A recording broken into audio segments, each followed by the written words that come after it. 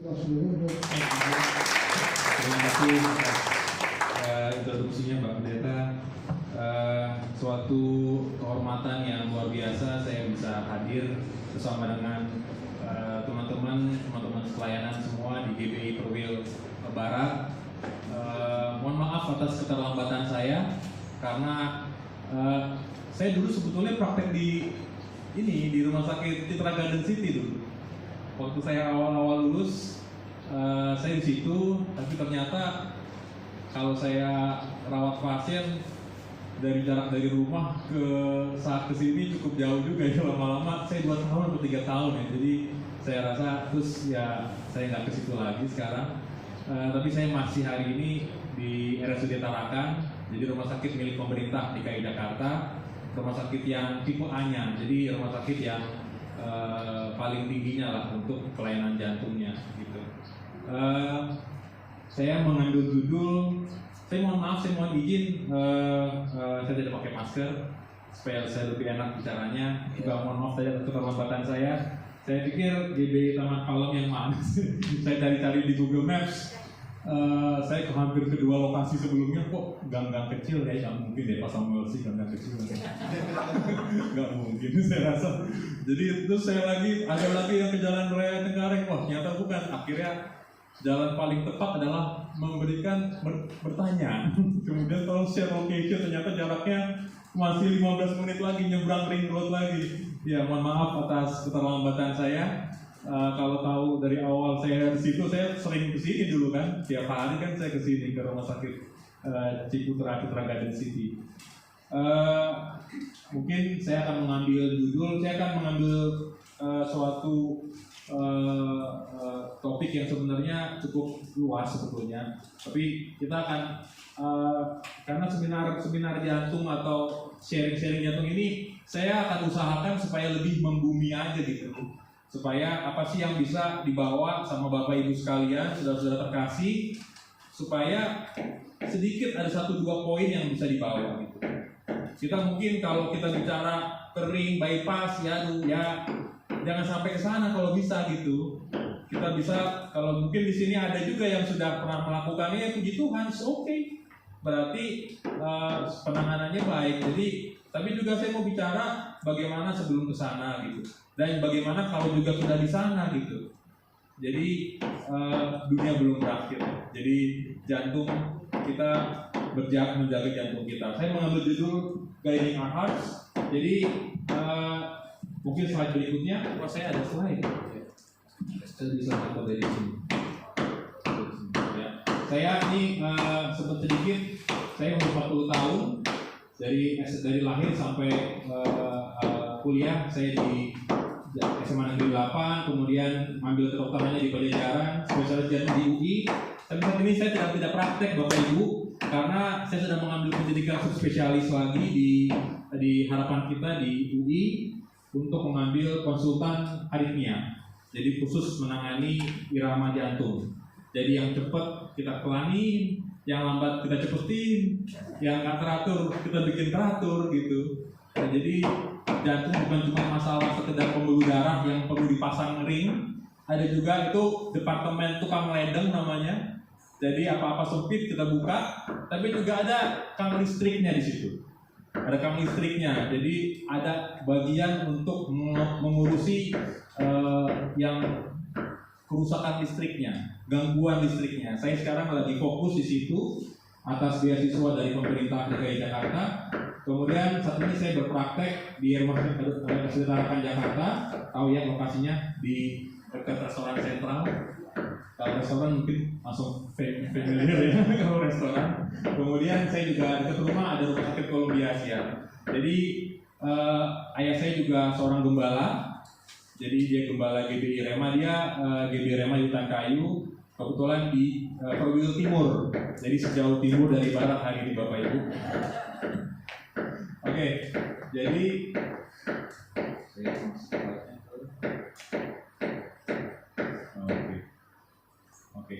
jantung kita luar biasa Bapak Ibu Saudara sekalian. Jadi jantung kita tuh berdetak 100.000 kali per hari, dan kemudian 35 juta kali dalam setahun. Dia bisa memompa darah sampai 7.500 liter darah per harinya. Bayangkan ya, Tuhan kasih suatu organ yang sampai hari ini kita nggak bisa gantikan. Transplantasi di Indonesia masih belum berjalan, Bapak Ibu. Kalau ada mesin yang berfungsi menggantikan mesin jantung kita, itu segede lemari, Bapak Ibu. Ada mesinnya yang sementara untuk menggantikan peran jantung kita, itu segede lemari. Belum ada yang bisa berfungsi secanggih jantung buatan Tuhan Allah kita. Kemudian dia memulai kehidupan. Jadi 4 minggu pertama dalam kehamilan, jantunglah yang memulai kehidupan dalam kehidupan janin kita. Dia juga lah yang menutup kehidupan. Kemudian dia memiliki saraf yang otonom, tidak bisa diatur. Dia akan bergerak sendiri sesuai dengan kemampuannya. Ada yang bisa suruh jantung berhenti berdetak sebentar 2 detik? Nggak ada. Nafas kita bisa berhenti bernafas. Sekuat-kuatnya orang mungkin 10 menit, 15 menit. Tapi mungkin kalau jantung nggak ada yang bisa menyuruh berhenti berdetak. Karena dia memiliki suatu kondisi yang otonom, tidak bisa diganggu-gugat. Semua otoritas Allah. Kemudian saya mengalami kesulitan di dalam ini pergerakan slide-nya. Mungkin bisa dibantu ya. Ini ukurannya sebesar 2 kepala tangan dewasa, ya. Jadi 100.000 detak per hari dan 78% darah kita adalah air. Jadi kurang lebih 60.000 miles ya kalau kita pikirkan jaraknya. Setiap pompa jantung kita tuh dia bisa menggerakkan darah tuh sejauh 60.000 miles. Luar biasa jantung kita. Jadi memang luar biasalah organ tubuh yang dibuat Tuhan ini, luar biasa. Dan gak ada duanya dia. Mata kita ada 2, ginjal kita ada 2, paru-paru kita ada 2, tapi jantung kita dia single player, Bapak Ibu sekalian. Slide. Salah satu firman Tuhan yang sudah menceritakan bahwa sudah ada kejadian memang dari awal serangan jantung itu kayak apa. Ketika Nabi Yeremia mengingatkan kerajaan Yehuda ada ancaman dari utara, dia bilang, aduh dadaku, aku menggeliat sakit, aduh dinding jantungku debar-debar, aku tidak dapat berdiam diri, sebab aku mendengar bunyi sangkakala pekik perang. Ancaman dari utara Yehuda ini kan main, sampai mengakibatkan seorang stres berat, sehingga ada 2 kondisi gejala di sini, sakit dadanya dan berdebar. Dari suatu kondisi stres yang sangat berat juga bisa mengakibatkan kondisi yang seperti ini. Jadi, sudah ada dari zaman dahulu kala, dari zaman sebelum perjanjian baru. Puji Tuhan Bapak Ibu sekalian yang terkasih bahwa orang Indonesia tambah panjang umur. Kita tambah panjang umur. Tuhan memberkati bangsa kita. Amin. Kita sekarang angka harapan hidupnya di 73 tahun Bapak Ibu. Ada yang sudah lewat 73 tahun bisa angkat tangan? Puji Tuhan. Berarti sudah lewat angka harapan hidupnya. 73 tahun angka harapan hidup kita. Tapi memang kalau kita pecah antara laki-laki dan perempuan, sebetulnya yang memang lebih panjang umur yang perempuan. Jadi rata-rata laki-laki kalau kita split itu di 69 tahun. Di 69 tahun angka harapan hidup orang Indonesia laki-laki. Ada yang sudah lewat 69 tahun? Pasti udah banyak ya. Dan kemudian kalau di angka harapan hidupnya perempuan di 73 tahun. Jadi kalau dirata-ratakan di 73 tahunan lah. 73 sampai 73,5 tahun sekarang bangsa ini. Jadi we are getting older. Bangsa kita semakin menua. Artinya apa? Artinya akan makin banyak penyakit-penyakit yang terkait dengan penyakit yang semakin menua, Bapak Ibu. Katarak lah, lututnya udah mulai susah jalan lah, pinggang udah mulai sakit-sakitan lah. Karena apa? Zaman dulu pas zaman 80-an kita TBC, penyakit-penyakit infeksi nomor 1, penyakit-penyakit yang menular nomor 1. Tapi sekarang bangsa kita makin diberkati oleh Tuhan. Jadi makin kesini penyakitnya bukan lagi penyakit-penyakit yang seperti gituan, tapi penyakit-penyakit yang akibat penyakit-penyakit yang sudah semakin. Jadi kita makin menua di kita sekarang.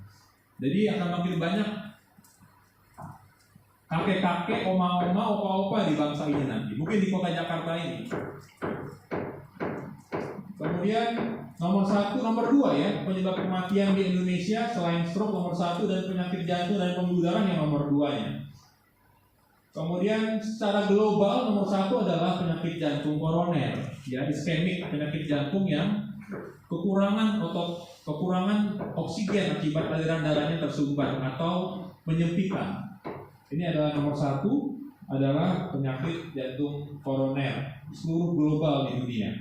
Kemudian diikuti oleh stroke, penyakit paru, penyakit-penyakit yang lainnya di bawahnya. Jadi memang mau tidak mau jantung merupakan salah satu risiko yang paling tinggi yang kita hadapi, baik di global dan di Indonesia sendiri. Karena di Indonesia nomor 2 setelah stroke, dan tapi kalau di global itu risiko nomor 1. Dan di Asia Tenggara kita memang per 100.000 populasi kita memang masih yang tinggi ya. Selain juga Filipina juga agak tinggi. Jadi jantung kita sekepal 2 kepal tangan seperti ini Bapak Ibu sekalian yang terkasih. Dan dalam ruang jantung kita ini dia letaknya di tengah menuju ke kiri jantung, kiri dada kita. Jadi kalau kita bisa pegang dada kita, dia ada di sebelah kiri dan mengarah ke arah sebelah kiri tangan kiri kita. Dia di situ posisinya. Jadi kalau ada sakit di situ ya memang lebih berat arahnya ke sana memang. Kita harus curiga dulu yang lain, baru kita pikirkan dulu yang bukan jantungnya gitu. Kemudian sistemnya memang tidak seindah ini kalau kita buka, tapi memang kalau kita gambarkan yang ada di dalam urat-urat inilah yang disebut pembuluh darah koroner. Ada pembuluh darah koroner inilah yang kemudian membawa oksigen dan bahan makanan menuju ke otot-otot jantung ini. Jadi otot jantung ini bekerja terus-terusan, dia butuh suplai yang cukup, suplai oksigen, suplai makanan, nutrisi yang cukup supaya dia bisa bergerak yang cukup. Kalau kita naik tangga dia bisa kasih suplai darah yang cukup. Kalau kita lagi jogging dia bisa kasih suplai darah yang cukup. Kalau kita lagi tidur dia bisa mengurangi suplai darahnya. Jadi semuanya aliran darahnya ada di sini. Ada 3 pembuluh darah kita rata-rata. Jadi ini adalah pembuluh darah yang besarnya. Kemudian selama dia berdetak kita punya 3 pembuluh darah. Yang kiri ada 2 cabang, yang kanan ada 1. Jadi ada semua rata-rata seperti ini. Ya, mungkin ada 1-2 orang yang cuma 2 uratnya. Ada 1-2 orang yang mungkin cabang kirinya nggak bercabang 2. Ini ada bercabang 2 ini, kiri yang depan sama kiri yang belakang. Cuma 1 mungkin, oke, nggak apa-apa. Dia bisa berfungsi dengan baik juga. Ya, seperti halnya ada hidung mancung, ada hidung pesek, ada bibir tipis, ada bibir ada tebal, variasi aja sebetulnya. Selama dia tidak mengganggu fungsi jantungnya. Kemudian, jadi kalau kita buka tadi pembuluh darahnya, dia seperti selang. Dan selang ini ada ototnya nih, ada dindingnya ini. Dindingnya ini dibagi-bagi dalam lapisan-lapisan. Ada yang lapisan paling luar, lapisan tengah, dan lapisan yang paling dalam. Di sini adalah darahnya di sini mengalir ya. Darah di sini mengalir deras di sini. Dan ini ada 3 lapisan, 1, 2, 3 lapisan, dan yang lapisan yang paling dekat dengan darah adalah namanya endotelium. Di sini endotelium adalah dindingnya, gerbangnya. Dialah yang menjaga supaya jangan sampai ada masuk. Kemarin sate kambingnya masuk lewat sini ya. Santannya lewat sini masuk, kemudian jadi plak-plak, ya kan? Kemudian makan rendang di sini lewat, gitu. Dia menjaga.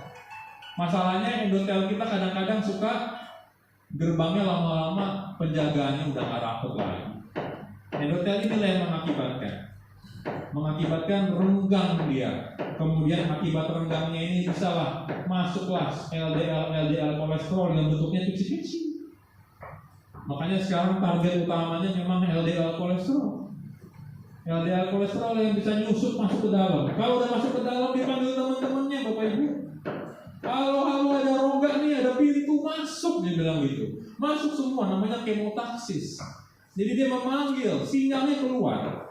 Kemudian dari situlah mengakibatkan peradangan, karena menurut pembuluh darah ini bukan bagian kita. This is not one of us, dibilang gitu.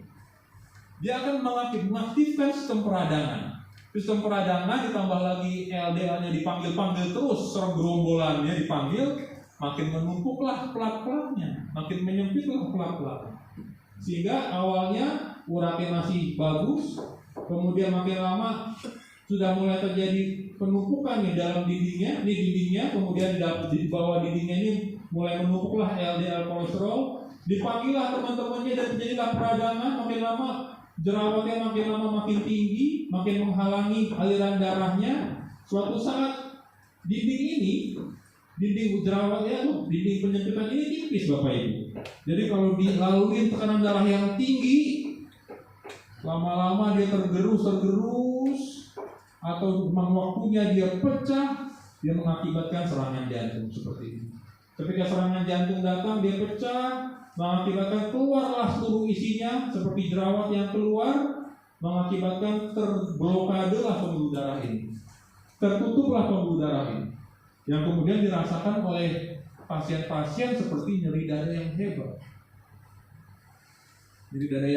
keringat dingin seperti itu. Ya, progresinya ini sebenarnya di buku terjadinya sejak umur 20 tahun Bapak Ibu semua. Sejak umur 20 tahun. Jadi gak mungkin kita kemarin makan yang berlemak, hari ini tiba-tiba serangan jantung. Gak semudah itu, Ferguson. Tidak semudah itu. Jadi memang sudah ditabung Bapak Ibu sekalian. Ini deposit kita. Bukan berarti dokter jantung ada yang serangan jantung. Ada nggak? Banyak. Cuman karena jaringan kita yang dekat ya, mungkin lebih cepat aja diatasi. Tapi karena ini terjadi sejak umur 20-an tahun. Jadi sejak dasawarsa kedua kehidupan kita sudah mulai terjadi seperti ini. Jadi tertumpuklah makin lama makin banyak sehingga mengakibatkan yang awalnya minimal jadi moderate, sedang, lama-lama jadi severe. Disinilah sudah mulai terjadi kekurangan oksigen di otot jantungnya. Lama-lama berwarna kehitaman, kayak daerah yang pucat Bapak Ibu sekalian. Daerah yang pucat udah mulai geraknya juga udah mulai lamban dia. Geraknya udah mulai lamban, tidak seperti teman-temannya yang aliran darahnya masih bagus nih. Gitu. Jadi progresi ini tidak terjadi dalam sehari atau 2 hari, terjadi dalam waktu yang panjang. Seperti ini sakitnya. Jadi kadang sakit dadanya di upper chest atau di dada bagian atas nih, lihat nih. Kemudian kadang juga bisa menjalar sampai ke leher. Tapi harus ada di sini dulu ya sakit dadanya ya. Jadi kadang banyak juga yang datang ke praktek saya cuma sakit di leher, sakit di punggung tanpa ada sakit di dada. Nggak apa-apa juga kalau mau diperiksa, is okay, just to make sure, meyakinkan bahwa bukan sakit dada, bukan sakit jantung. Kemudian bisa juga mengalir, menyebar ke punggung sebelah bahu sebelah kiri sampai bawah nih, tangan kiri, karena itulah persarafannya. Kemudian juga bisa yang sangat-sangat mendistraksi kita adalah nyerinya bisa di ulu hati. Karena bagian bawah jantung berbatasan dengan diafragma, berbatasan dengan lambung. Jadi mau dikasih obat lambung setruk juga nggak bakalan baik sakit dadanya. Kalau mekanismenya benar, obatnya benar, terapinya benar, pasti benar. Pasti ada perubahan.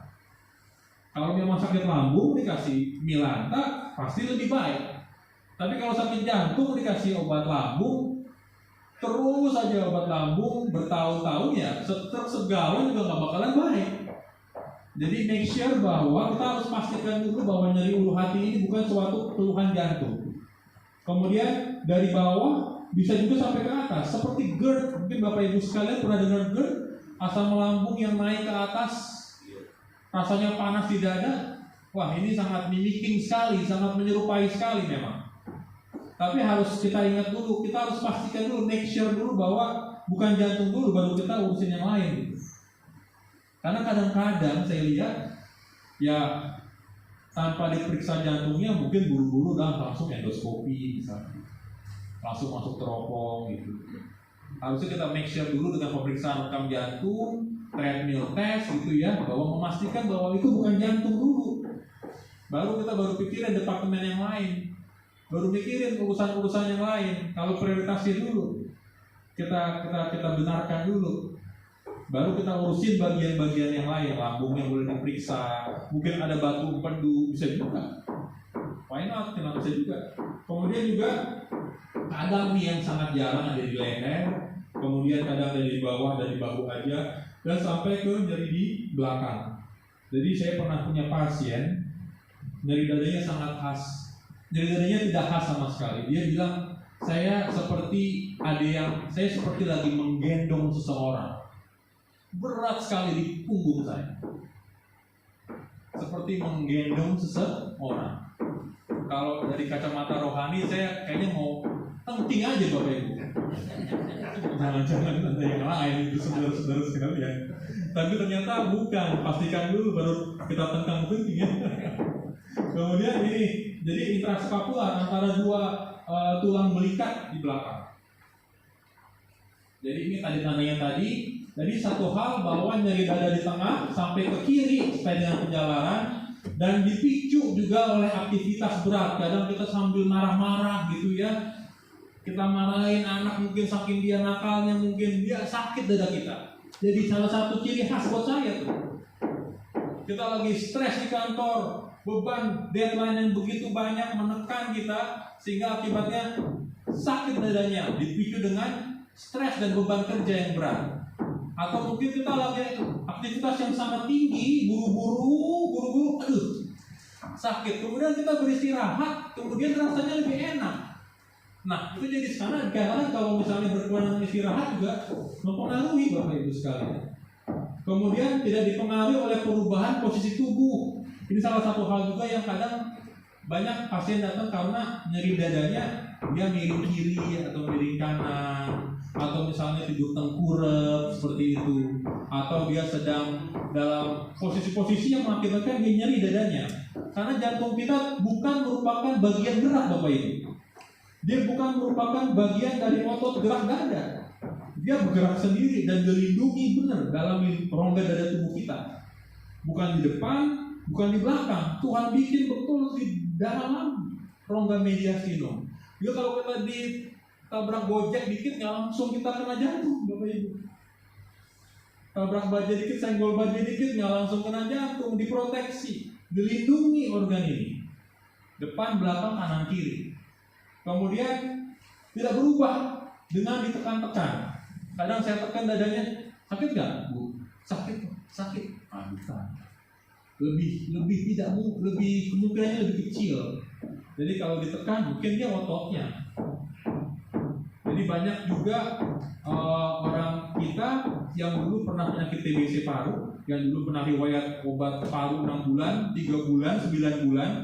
Kemudian kadang dia merasa nyeri kalau sakit tarik nafas. Itu adalah bagian dari bagian dari perubahan paru akibat penyakit TB yang lama. Jadi tidak dipengaruhi oleh gerak dada, dan dipengaruhi juga oleh tarik nafas. Kalau tarik nafas sakit dong. Kalau buang nafas enggak. Itu kemungkinannya lebih kecil. Ya, jadi ada posisi-posisi yang tadi.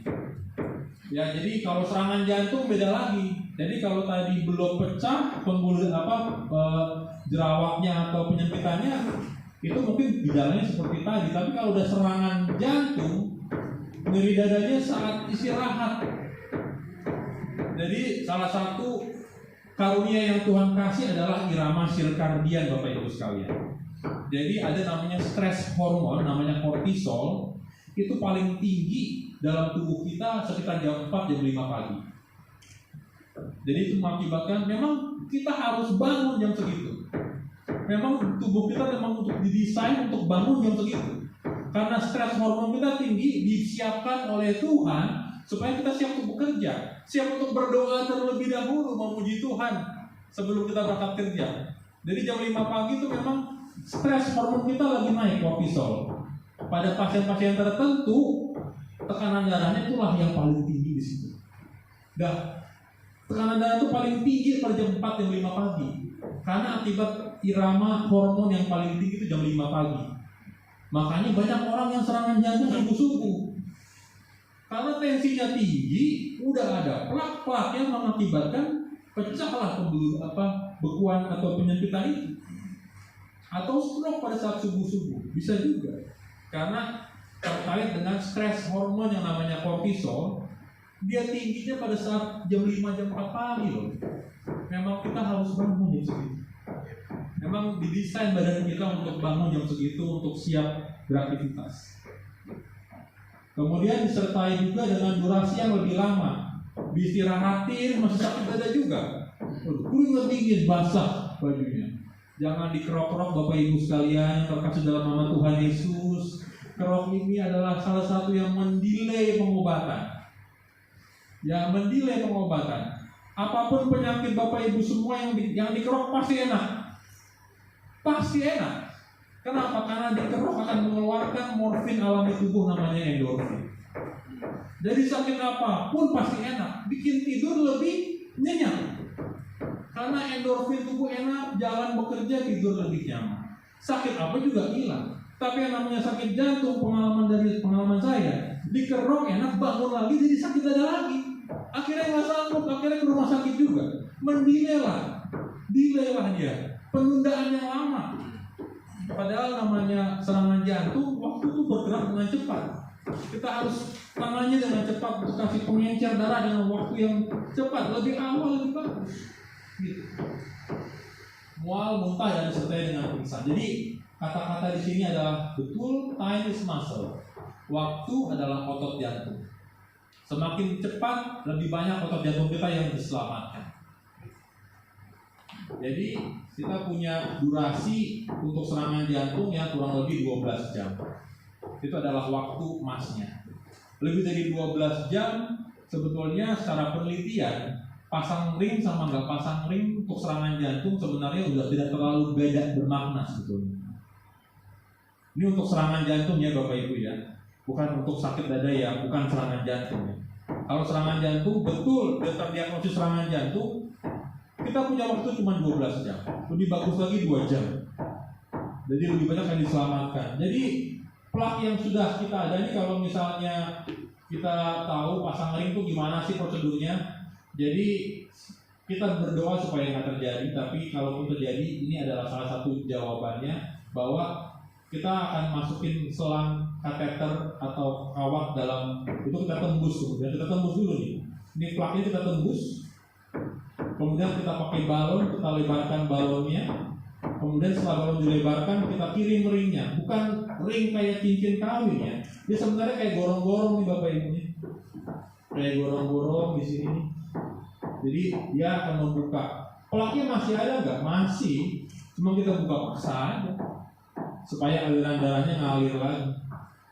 Tapi ada juga kondisi-kondisi yang terjadi bahwa semua pembuluh darahnya menyempit. Jadi ya kita nggak mungkin pasang 7 ring atau 10 ring atau 20 ring. Nanti namanya Lord of the Ring. Ada juga namanya Man of Steel. Saking banyaknya ring bersangkar dalam dada kita. Yang lebih bagus adalah bypass. Kalau bypass ya kita bikin kurang baru. Jadi kalau di perempatan itu tuh depan Roxy kan macet tuh, dibikin jalan flyover di atasnya. Mau di bawahnya macet kayak bajai kayak apa juga mangkal, biarin aja. Yang penting mobil lewatin Roxy, darah kita lewat dulu sampai ke otot-otot jantung kita. Jadi dicapok nih. Dari mana capoknya? Dari pembuluh darah kita sendiri. Dari diambil dari dalam dada, dari kaki, dari tangan. Ya. Di operasi bypass Bapak Ibu sekalian. Ada penelitiannya. Dibandingkanlah orang yang pasang 10 ring misalnya dengan orang yang bypass. Ya, memang kalau kayak gitu memang pro kontra antara dokter jantung sama dokter bedah jantung. Tapi penelitiannya memang lebih pro ke arah bypass untuk kebaikannya. Jadi kalau ada yang 10 ring atau misalnya disarankan 8 ring, kalau juga ada pilihan bypass, ya memang sekarang menurut saya yang terbaik sih. Saya lebih pro ke bypass daripada ke arah multiple ring yang banyak. Ini faktor risikonya, tapi ini kan semua udah pada tahu ya, bahwa makin usia makin banyak, laki-laki lebih banyak, kemudian kolesterol. Saya mau bicara yang membumi aja deh, yang membumi aja kita bicaranya, yaitu hari ini bahwa penyakit jantung sudah semakin muda. Yang di IGD RSUD Tarakan sekarang udah kelahiran tahun 70-an semua Bapak Ibu yang serangan jantung. Jadi udah semakin muda, udah sekitar usia 40-an, 50-an, 40-an tahun, bahkan sekarang 1 dari 5 orang penyakit jantung hari ini berumur 40 tahun. Jadi salah satu kebiasaan hidup kita ini adalah kebiasaan hidup juga. Saya mau faktor yaitu kita kurang aktivitas fisik Bapak Ibu sekalian. Istilah sekarang tuh malas gerak, mager, kemudian asupan kalori yang tidak seimbang. Kalau setiap pasien saya tanya makannya bagus enggak, makannya saya nggak makan apa-apa dong, tapi ngemilnya Bapak Ibu sekalian, ampun. Kemudian kita inferior terhadap stres. Ini juga pasti sangat terkait juga dengan pelayanan kita semua ya, bahwa ini adalah tugas kita juga, tugas kita bersama, bahwa kita harus bisa menang atas stres. Kemudian kebiasaan merokok yang sekarang semakin menggila menurut saya. Ini adalah penelitian yang paling saya suka mengenai mager. Jadi ada penelitian, ini penelitian lama sekali sebenarnya, tahun 60-an, ditelitilah supir bus dan kondektur di double decker di London. Ditelitilah sama orang-orang kesehatan. Jadi ada supir bus diadu sama kondektur. Karena dulu kan masih zaman dulu di London, masih ada orang kondektur yang naik nih bis double decker, naik atas turun, ngikutin karcis, bayarin karcis. Kemudian diperiksa, ternyata betul. Kemudian diperiksa beberapa tahun kemudian, makin lebih banyak mana yang serangan jantung di sini. Ternyata lebih banyak jauh yang serangan jantung adalah supir daripada kondekturnya. Kemudian lebih panjang umur yang mana? Lebih banyak umur yang kondektur. Lebih cepat meninggal yang supir. Kenapa? Karena yang supir naik turun depan belakang yang kondektur, tapi yang supir duduk diam di depan setir. Saya suka banget penelitian ini, karena penelitian yang kecil dan sederhana. Ternyata ini bermanfaat banget loh.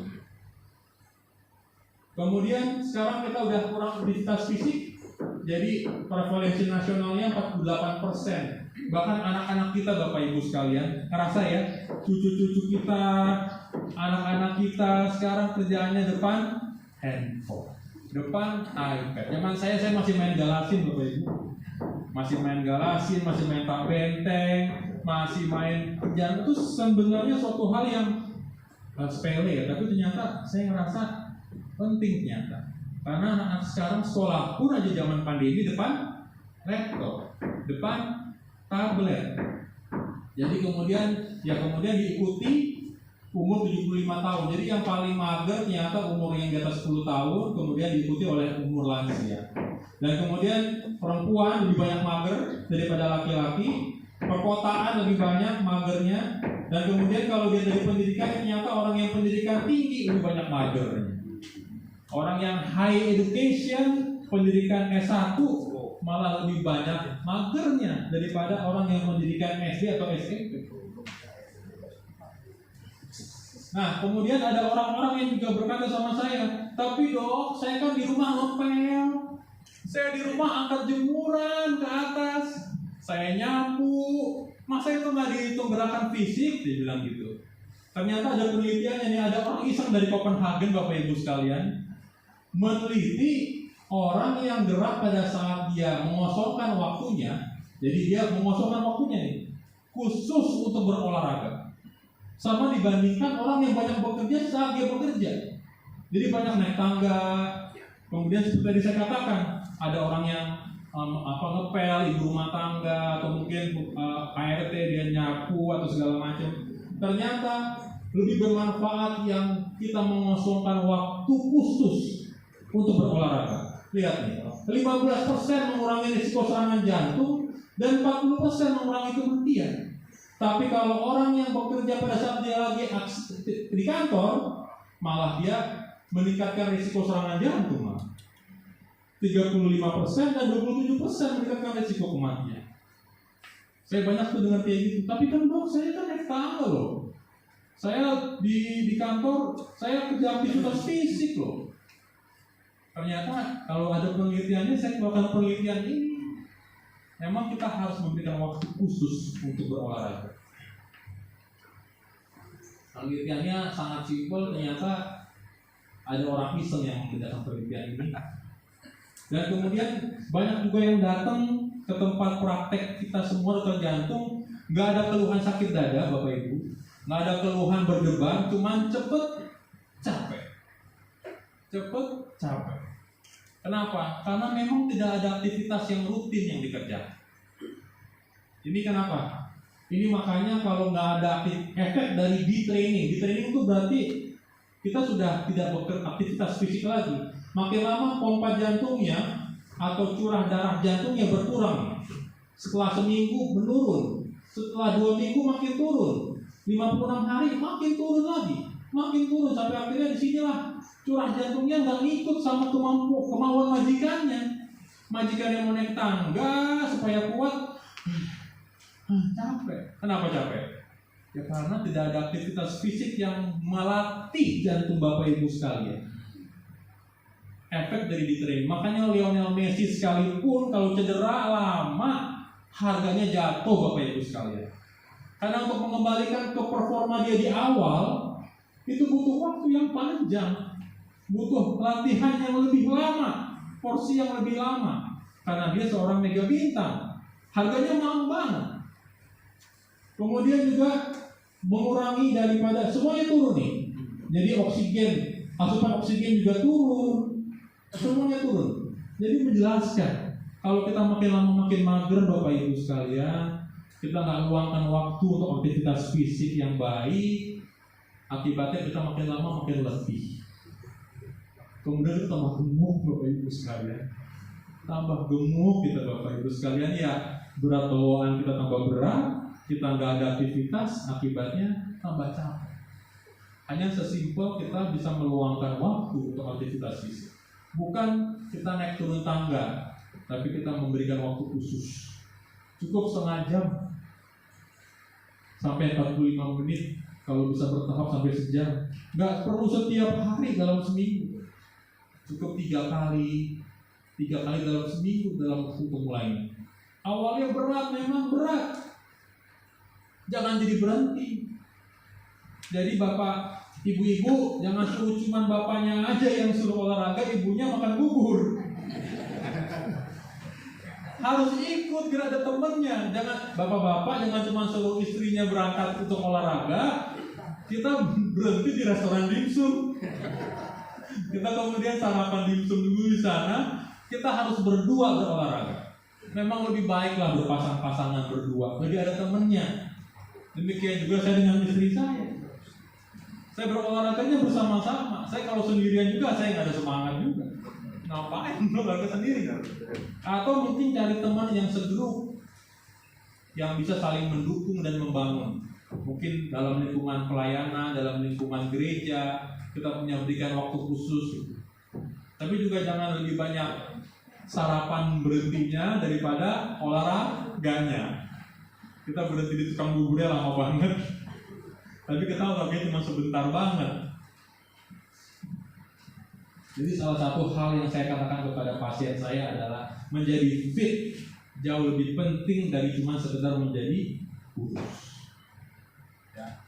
Sekarang paradigmanya harus dirubah. Kalau menjadi kurus Bapak Ibu, sekarang udah banyak banget caranya. Kita ke klinik A, suntik B, banyak benar. Tapi kita makin lama makin payah jantungnya. Karena tidak ada efek apa-apa itu. Kemudian kita berhenti program itu, makin lama makin cepat kita gemuknya lagi. Tapi dengan berolahraga dengan rutin, harganya juga lebih murah, kita juga lebih fun, efeknya jauh lebih banyak. Kita juga jadi laparnya lebih lama. Kita nggak gampang lapar, kenyang kita lebih lama. Jadi kita nggak kenyang nih. Olahraga tuh mengakibatkan kalau kita kenyang itu jadi lama, nggak cepat lapar. Itu ada efektivitas, ada efek hormonal yang bekerja di situ. Kita juga bawaannya juga lebih happy, karena juga olahraga mengeluarkan endorfin alami. Bawaannya lebih happy, lebih senang. Kemudian saya mau tekankan juga mengenai salah satu hal, yaitu ngemil ya. Bangsa kita adalah nomor 2 terbesar di Asia Pasifik dengan tingkat ngemil yang paling tinggi. Kita doyan ngemil Bapak Ibu, dan kita disediakan dengan banyak banget cemilan. Bahkan menurut penelitian nih, dia jadi orang Indonesia itu mengkonsumsi cemilan itu lebih sering daripada makanan berat. Kita hampir 3 kali sehari, dibandingkan dengan rata-rata kita makan kita yang utama cuma 2,5 kali sehari. Angka mengemil kita lebih tinggi dari rata-rata global. Ini penelitian dari Mondelez. Mondelez itu yang bikin Oreo Bapak Ibu. Jadi Oreo sama apa lagi? Dia perusahaan yang sangat besar, tapi tiap tahun dia bikin. Saya tertarik banget. Dia bertanggung jawab terhadap produk apa yang dikeluarin. Jadi 93% responden orang Indonesia mengatakan dia ngemil itu cuma untuk meningkatkan mood. Kemudian dengan 90% ngemil itu untuk menemukan momen tenang. Jadi rewarding diri kita sendiri. Dan orang Indonesia rata-rata ngemilnya itu malam hari lagi. Setelah capek seharian di kantor, dimanapun kita bekerja, kita kayaknya memberikan reward diri kita sendiri. Boleh deh kali ngemil. Kita lakukan itu rutin setiap hari. Akibatnya kita jadi bangsa yang nomor 2 se-Asia Pasifik paling doyan ngemil. Dan yang lebih setelah pandemi 46% loh peningkatannya. Karena di rumah mulu ya. Kita mungkin gereja online zaman pandemi Pak Pendeta sembari ngemil kan. Sembari ngemil juga.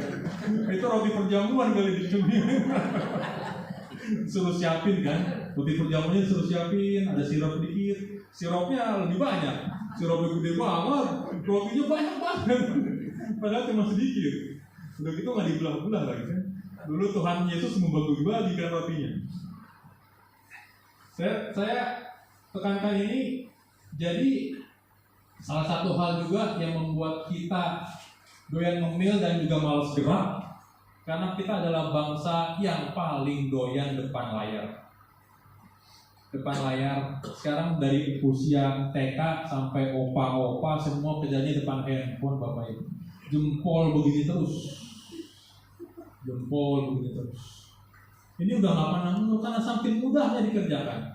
Dan 5,7 jam kita seharian. Sehari kita hampir 6 jam depan handphone, depan komputer. Mengerikan. Kalau kita lihat 5,7 jam, kita di atas semua bangsa loh. Lihat nih, Brazil, Singapura, Korea, Meksiko, dan lain-lain. Indonesia adalah negara yang paling betah screen time. Mengakibatkan apa? Kita jadi malas gerak, kita jadi doyan ngemil. Jadi salah satu hal juga saya selalu nih upayakan, Bapak Ibu sekalian, saya hari ini masih langganan koran Kompas. Bapak Ibu sekalian. Saya suruh ayah saya juga, Pak, saya langganin ya koran Kompas. Saya suruh juga mertua saya langganin ya. Mereka pada nggak mau juga. Saya lebih nikmat loh pakai koran Kompas. Atau saya sorenya kadang-kadang beli koran lagi. Senang saya baca begitu. Karena kalau pakai handphone nggak ada limitnya tuh. Semua bisa dibaca. Dan ternyata informasi-informasi yang seperti tadi ini kita nggak dapetin ini. Misalnya di berita online. Saya dapatkannya di koran terbitan yang biasa. Saya baca pun, kemudian saya cari informasinya, benar juga. Indonesia adalah bangsa yang paling banyak screen time. Jadi kalau bisa kita mulai sadar ini bahwa pengeluaran kita terhadap data dan pulsa banyak kesini sekarang. Kita ngobrolin banyak hal di grup WhatsApp. Aduh, entah berapa grup WhatsApp kita Bapak Ibu. Udah nggak tahu saya ada berapa banyak. Ya jadi mungkin di tengah pandemi juga kebiasaan kita online juga tidak terlalu banyak. Saya menekankan di sini karena ini akan mengarahkan kita ke ngemil dan juga malas gerak. Kalau kita lebih banyak gerak dan mengurangi cemilan, saya percaya deh kalau makanan-makanan yang kayak kikil gitu ya, mungkin sancang gitu, mungkin udah nggak lagi kita. Mungkin udah kita tinggalkan, udah nggak sering gitu, nggak tiap hari lah. Tapi kalau ngemil mungkin kita jadi salah satu bangsa yang doyan gitu. Dan saya mau tekankan itu juga. Ya, kemudian kita harus tahu bahwa kita juga adalah negara ketiga perokok paling besar di dunia. Dan kemudian ditekankan juga bahwa kita adalah bangsa nomor 1 perokok paling muda di dunia, saudara-saudara. Jadi ini adalah China, India, dan Indonesia. Merokoknya kita berusia di awal 15 sampai 19 tahun. Ini jadi concern kita semua dan concern kita ke generasi berikutnya. Karena juga sekarang selain rokok biasa ada juga rokok elektronik yang sampai sekarang kita nggak tahu keamanannya, namanya vape. Seakan-akan dia lebih aman, tapi belum ada penelitian jangka panjangnya sampai hari ini. Jadi ini menjadi concern kita ke generasi-generasi yang lebih muda dari itu. Mungkin di salah satu titik kita bisa banyak memang, kok tidak dalam kita, kok memang tidak ada nabi atau Nabi Daud membuka kotak rokok kemudian dia mengambil puntung rokok, ya belum ada waktu itu. Waktu itu juga belum ada. Tapi apakah semuanya berguna? Ya tidak. Dan satu, kita adalah perbatang nih, negara nomor 5. Dari tahun 2018 satu orang rata-rata 316 batang rokok per tahun. 316 batang rokok per tahun. Kita adalah secara negara kelima ya, setelah China, US, Rusia, Jepang, dan Indonesia. 316 batang per tahun, Bapak Ibu.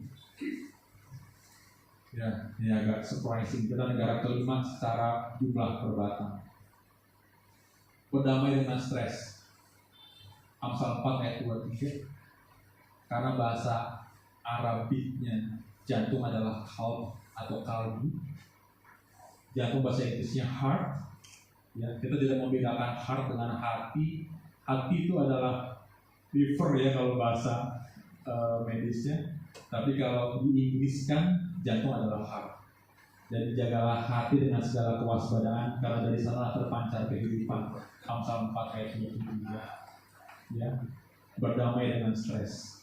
Jadi dia adalah artinya adalah suatu sumber perasaan batin hati yang murni.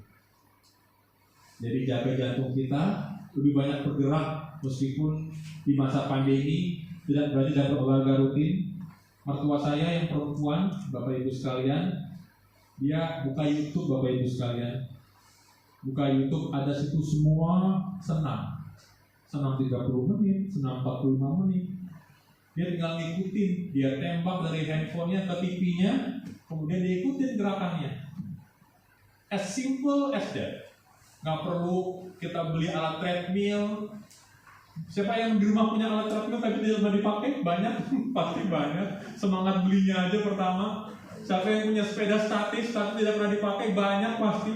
Semangat belinya pertama aja tapi tidak pernah dipakai. Tinggal buka YouTube, ada banyak senam-senam di situ. Mau senam apa? Kardio, endurance, senam resistance untuk membuka otot misalnya ada semua. Tinggal dicari aja keywordnya. Senam aerobik 30 menit. YouTube banyak. Kita tinggal ganti kaos kita, pakai kaos kaki, pakai sepatu yang lebih nyaman, kita ikutin gerakannya. Itu yang dilakukan sama mertua saya. Kalau ibu saya dia jalan sama teman-temannya, segrupnya dia jalan, jogging. Tapi kalau misalnya ada yang takut sama pandemi, mungkin dia tinggal buka YouTube. As easy as that gitu. Jadi YouTube-nya screen time-nya lebih bermanfaat daripada sekedar buka-buka media sosial. Kemudian cuma cukup 3-5 hari dulu dalam 1 minggu. Durasinya 30-60 menit. Jadi kurangi konsumsi kalori berlebih, kemudian konsumsi serat ditingkatkan, dan kita harus stop rokok. Jadi Dengarkan jantung kita seperti tadi keluhan yang tadi disampaikan oleh tubuh kita, didengarkan, jangan dihiraukan, jangan tidak dihiraukan. Kemudian prevensinya adalah kita stop merokok, memilih makanan sehat, kemudian mengganti asam lemak dengan yang lemak yang tidak jenuh dari sayuran dan dari makanan-makanan laut. Tekanan kolesterolnya dikurangi, meningkatkan asupan sayuran dan buah-buahan, mengurangi asupan garam dan alkohol.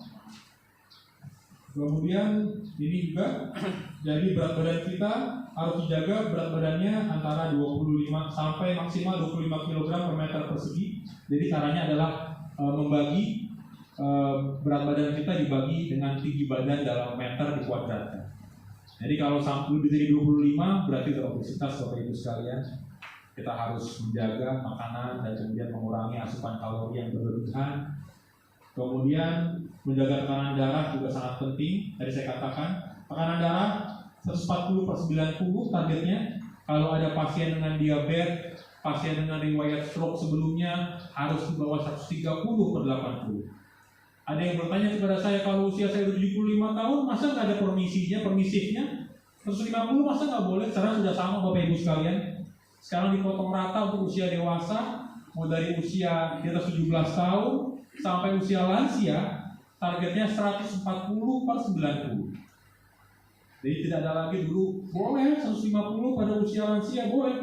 Sekarang sudah berbeda zamannya.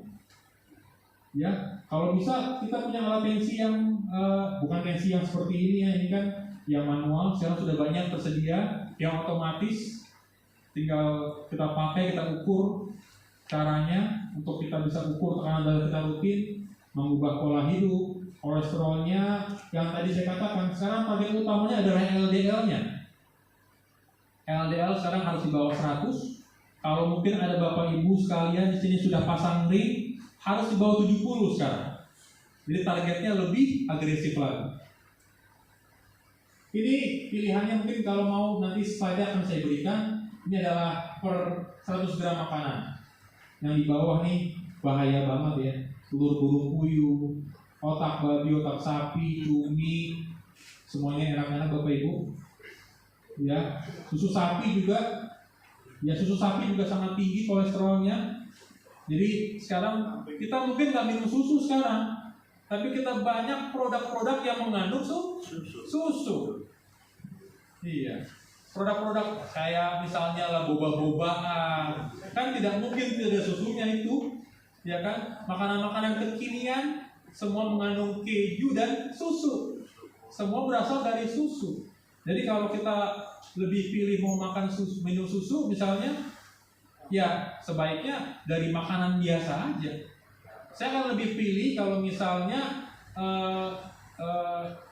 susu itu kalau misalnya Bapak Ibu sekalian lagi nggak mau makan, misalnya ada pasien yang sudah lansia yang sulit makan, saya akan gantikan dengan susu.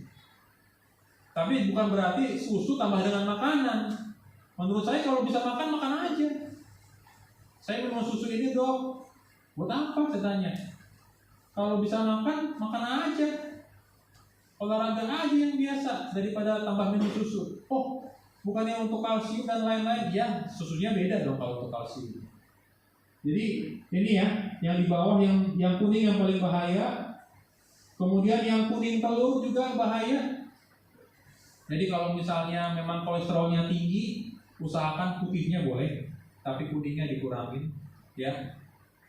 Kuning itu juga bukan cuma kita makan kuning kan. Kuning itu juga dibikin dalam produk-produk yang lain, ya enggak? Kalau kita ke Holland Bakery, kita mau beli putih telur, banyak mereka bisa kasih putih telur karena kuningnya dipakai semua buat bikin roti, bikin kuenya. Jadi kita makan juga kuning telurnya. Jadi kalau kita, saya nggak makan gaji lemak dok, tapi kita makan makanan roti-roti yang bolu-boluan, yang perlu kuning telur. Dalamnya ada kuning telurnya juga. Kita mungkin nggak minum susu Greenfield, susu Ultra yang dari putih itu, bukan. Tapi kita minum produk yang mengandung itu. Sama aja. Kita mungkin nggak makan keju yang cheddar yang barang kita makan, enggak. Tapi kita makan makanan yang mengandung keju. Bukan berarti sudah boleh sih, tapi work-life balance-nya harus ada gitu. Jadi olahraganya juga ada. cemilannya dikurangin, kalau perlu ya seadanya aja, tapi makan biasanya biasa aja. Boleh sekali-kali tapi diimbangi olahraganya. Check up berkala yang rutin. Kalau perlu 6 bulan sekali di usia Bapak Ibu sekalian di atas 45 tahun. Cek LDL, kolesterol, cek tensi yang rutin. Kalau misalnya males tensi ke klinik ya tinggal beli alat tensi. Sekarang udah makin murah. Merek-merek lokal udah banyak.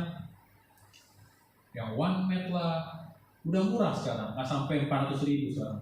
Cuman cara pakainya aja kita kasih diajarin sama orang yang di apoteknya atau di tempat jualannya, mereka pasti ngerti. Kita tensi rutin, sehari mungkin pagi kita tensi sekali, malam. Kalau udah rutin tensi tinggi terus, jangan diabaikan. Harus sudah mulai, diterima aja Bapak Ibu. Memang badan kita tidak dibuat selama-lamanya. Badan kita nanti dibuat selama-lamanya nanti di surga yang kekal bersama Allah Bapa kita di surga. Itu tubuh keabadian, tapi tubuh kita memang ada batasnya. Karena banyak Bapak Ibu yang saya bilang, Pak harus minum obat ya, denialnya tinggi banget. Wah nggak bisa, saya nggak terima nih, saya nggak bisa.